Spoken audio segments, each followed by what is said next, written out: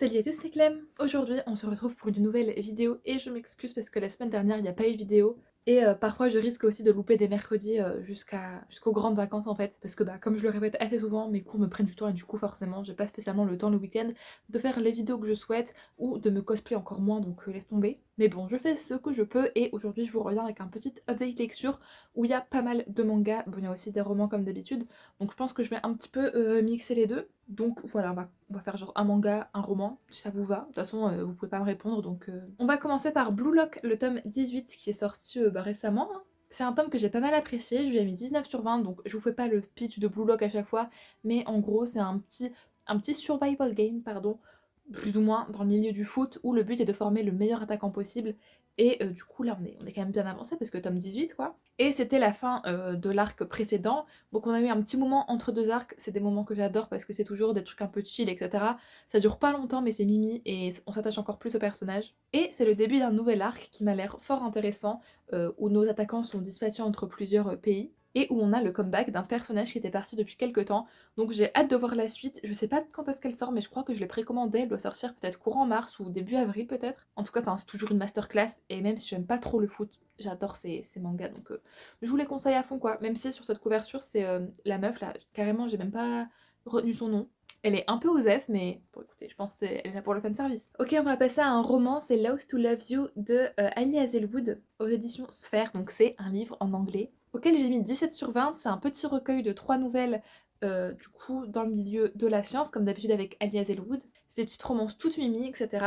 J'en ai fait un blog complet parce que c'est mon premier livre en anglais, même si ce sont des petites nouvelles. Et globalement, j'ai pas mal aimé, même si la principale critique que j'ai, c'est que c'est un peu tout le temps le même genre de personnage et plus ou moins le même genre de romance à chaque fois, que ce soit dans la nouvelle ou avec les persos d'Ali Hazelwood. Mais ça reste quand même super bien, tu vois. Et là, je pense que le fait que c'était 3 nouvelles à la suite, ça m'a un peu plus lassé que quand c'est des livres séparés. Et c'est super, je trouve, pour améliorer son niveau d'anglais.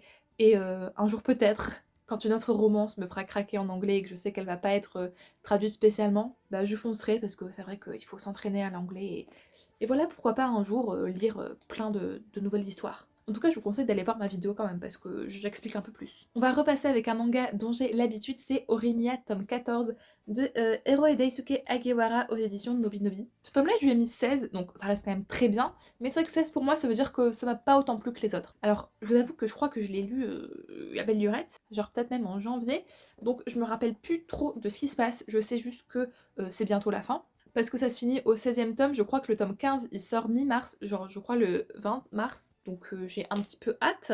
Le tome 16 ça doit peut-être être en mai, I guess. Et non, je sais plus trop ce qui se passe dans ce tome là, je crois qu'on voit pas mal du coup ce trio là, s'il est sur la couverture. C'est toujours un petit moment assez fun. En gros, c'est juste un school life, un slice of life où on suit des lycéens dans leur vie, à l'école, leurs relations entre eux, que ce soit amoureuses, amicales ou en crush, etc.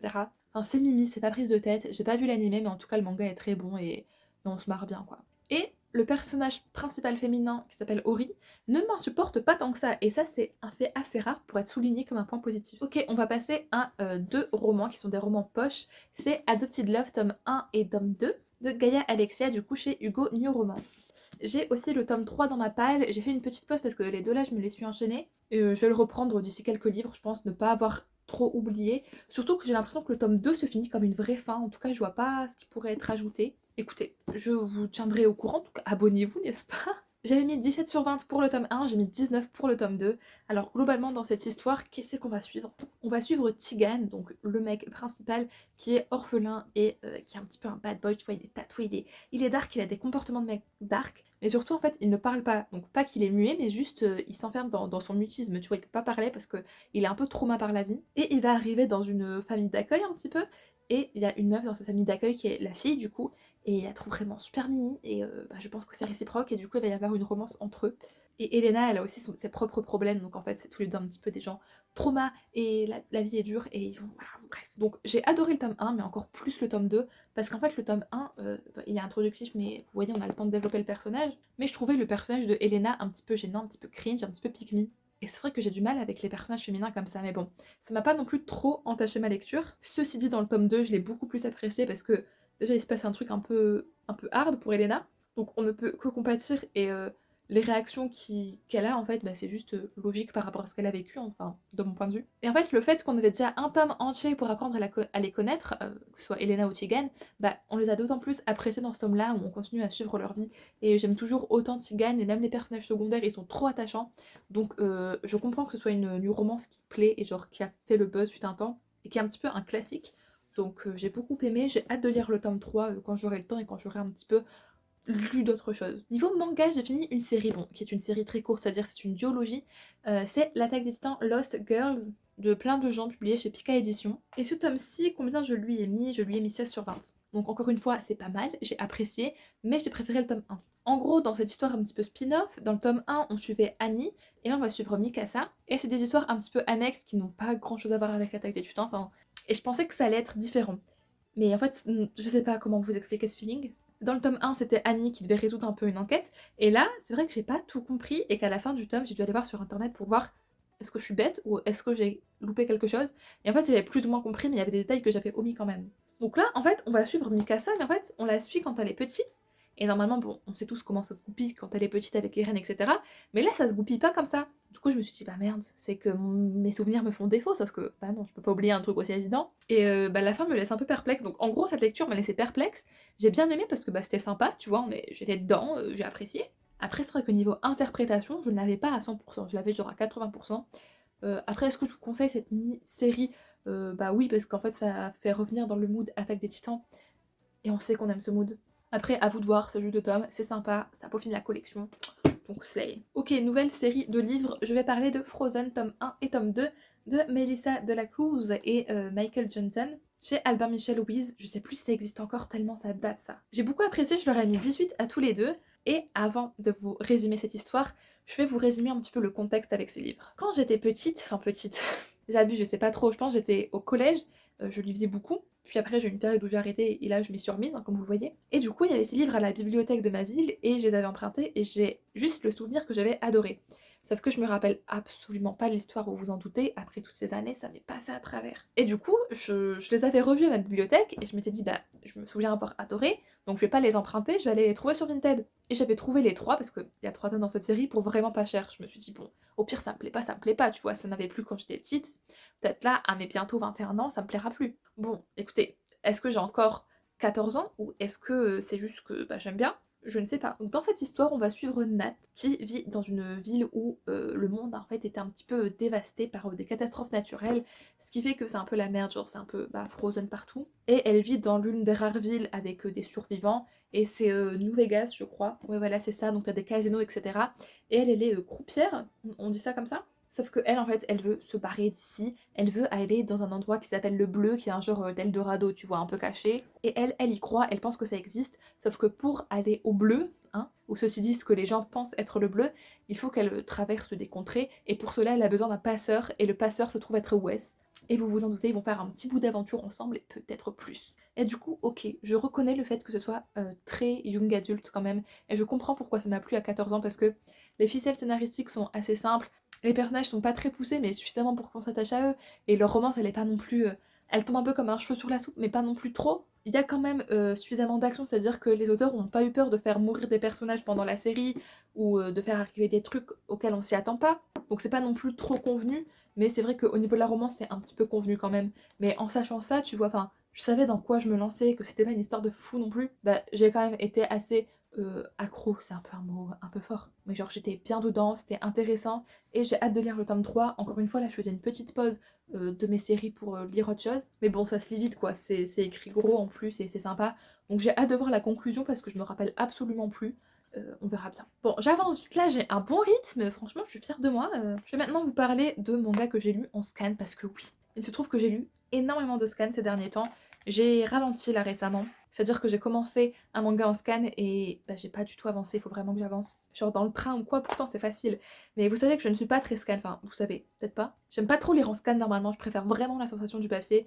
Mais en fait ça revient tellement cher les mangas que parfois on peut pas. Je vous en avais parlé la fois dernière, j'ai avancé dans Oshinoko. Donc là j'ai lu du tome 8 à 10, parce que la fois dernière je m'étais arrêtée au tome 7 I guess. Et je mettrai 19 à tous ces tomes. C'est peut-être un petit peu abusé, mais en tout cas sur le coup j'étais vraiment prise dedans. Donc je sais pas si avec le recul ça mérite 19, mais au moment où je les ai lus, je leur ai mis 19. Donc je vais pas trop vous spoiler ce qui se passe, mais en tout cas je crois que le tome 10 c'est le dernier qui a été publié aussi il me semble. Encore une fois on en apprend plus sur les coulisses du métier d'idol, sur l'enquête que mène Aqua. Il y a aussi une petite révélation que nous on attendait depuis le début qui se fait. Enfin après Oshinoko, l'anime a tellement été popularisé que je pense que j'ai pas besoin de vous en parler trop, mais je sais que l'anime apparemment est vraiment très très loin. C'est-à-dire que là dans le manga on est vraiment bien plus loin que dans l'anime qui reproduit rien quasiment. Après j'ai pas vu l'anime, mais voilà. Du coup je sais pas trop quoi dire vu que c'est une suite de séries vraiment assez avancée. Juste c'était bien quoi, et j'aime beaucoup le personnage d'Aqua. Et encore une fois ça m'a confirmé que je préfère le personnage de Kana au personnage d'Akane ou quoi. Et bon voilà. À voir comment ça va se goupiller. Écoutez j'ai peur qu'il y ait des trucs un peu incestueux, bizarres. Même si bon, enfin on se comprend quoi. On verra bien, en tout cas pour l'instant j'ai bien kiffé, j'étais bien dedans. Même si je pense que c'était sur le contexte qui fait que j'ai mis 19. Ok, dernier roman de la vidéo, je parlais de A Forgery of Roses de Jessica S. Olson, publié chez Big Bang. Dans cette magnifique édition en toc-toc, je la trouve trop mimi. Et en plus, ça va, je trouve elle est à 22 €, c'est ok. Enfin, c'est ok. Le monde du livre, enfin, les prix ont tellement augmenté. Genre, à mon époque, quand j'étais au collège, justement, les livres c'était 15 balles. Comment ça maintenant, un livre brochet c'est 20 balles? Du coup, forcément, un toc-toc, on se dit 22 balles, c'est bien, mais non. Je vous montrer, c'est trop mimi, franchement, trop beau. J'ai trop envie de lire l'autre de l'autrice qui est Sing Me Forgotten, qui est une réécriture du fantôme de l'opéra, je le connais pas. Et bon là, on va parler de ce livre, auquel j'ai mis 19, donc j'ai vraiment beaucoup aimé.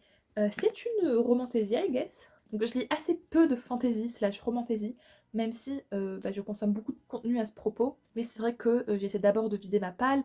Ma palle, elle est soit young adult, soit romance, et assez peu fantasy, ou dystopie surtout bien sûr. Mais c'est vrai que, bon, je pense qu'au fur et à mesure du temps où je viderai ma palle ancienne de mes anciens livres, je lirai plus de romantasy parce que maintenant que je suis revenue dans le monde des livres, tu vois, des univers un peu plus complexes, ça me dérange pas. Là, ceci dit, l'univers n'est pas complexe. On va suivre Mira qui est une prodige, c'est-à-dire qu'elle a un don. Quand elle peint quelque chose, elle peut modifier dans la vraie vie ce qu'elle peint. Par exemple, si elle me peint, j'ai une grosse balafre là et qu'elle me peint sans ma balafre, après la peinture, je vais plus y avoir ma balafre. Donc on peut se dire c'est super, sauf que dans son monde, les prodiges sont un peu traqués, genre c'est pas bien vu, tu vois, tu n'as pas le droit. Et un jour, elle va recevoir la visite de la femme du président, la femme du gouverneur, je ne sais pas. Voilà, la femme du gouverneur qui lui demande de l'aide parce que son fils est décédé et elle aimerait que Mira le ramène à la vie de par ses talents de peintre. Donc une mission, ma foi, compliquée, parce que est-ce qu'elle peut vraiment faire revenir quelqu'un d'entre les morts? C'est toute une aventure assez sympatoche. Du coup, ouais, comme je dis, c'était pas trop compliqué à comprendre parce qu'en même temps, c'est pas très fou. L'intrigue était bien menée, je m'y attendais pas, les persos étaient mimi.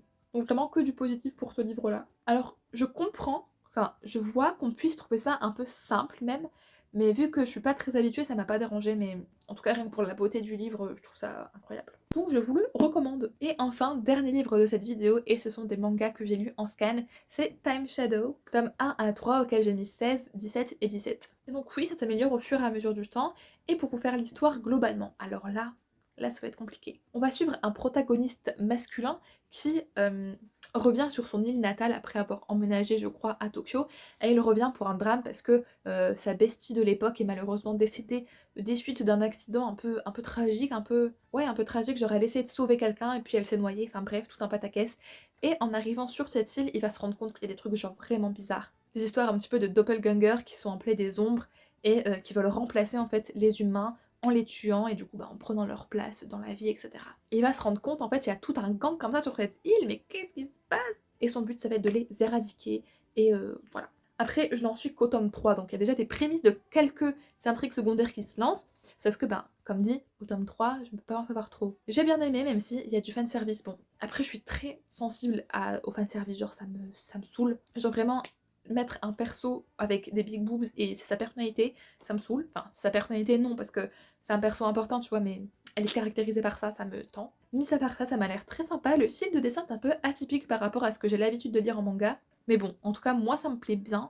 J'ai hâte de voir où va nous mener l'histoire. Je crois qu'il y a 13 tomes, ou peut-être 17, je ne sais plus. Du coup, il faudrait vraiment que je me magne pour en lire un peu plus. Mais je peux vous le recommander. En tout cas, il m'avait déjà fait de l'œil à l'époque quand j'ai été sortir manga physique, mais bien évidemment, j'avais pas pris le temps ni l'argent de l'acheter. Mais du coup, je le lis en scan, quoi, de manière illégale. Et du coup, voilà ce qui conclut cette vidéo. J'espère qu'elle vous a plu. Si c'est le cas, mettez un petit pouce bleu. Vous pouvez aussi vous abonner bien sûr pour voir d'autres updates lecture, mais aussi des vidéos cosplay, K-pop, manga, etc., etc. Enfin que du fun en fait. Qu'est-ce qu'on s'amuse sur cette chaîne. D'ailleurs, merci beaucoup pour les plus de 1030 abonnés. Je ne vous oublie pas pour la vidéo spéciale 1000 abonnés, mais juste là pour l'instant j'ai pas trop le temps. Mais dès que j'ai le temps de la faire, je vous promets, elle va sortir. N'hésitez pas aussi à mettre un petit commentaire, ça me fait très plaisir, en plus ça m'aide au référencement. Et je sais que ces vidéos-là sont pas forcément celles avec le plus d'interactions, mais moi ça me fait plaisir de les faire et je me dis s'il y a des gens qui regardent, c'est quand même que ça leur fait plaisir de regarder, I guess. Donc voilà, n'hésitez pas à commenter peut-être, est-ce que l'un des livres que je vous ai présenté ou l'un des mangas vous fait envie, est-ce que vous en avez déjà lu? Et bref, cette intro est extrêmement longue, donc je vous dis à mercredi après-midi prochain, normalement, si tout se passe bien. Bisous bisous!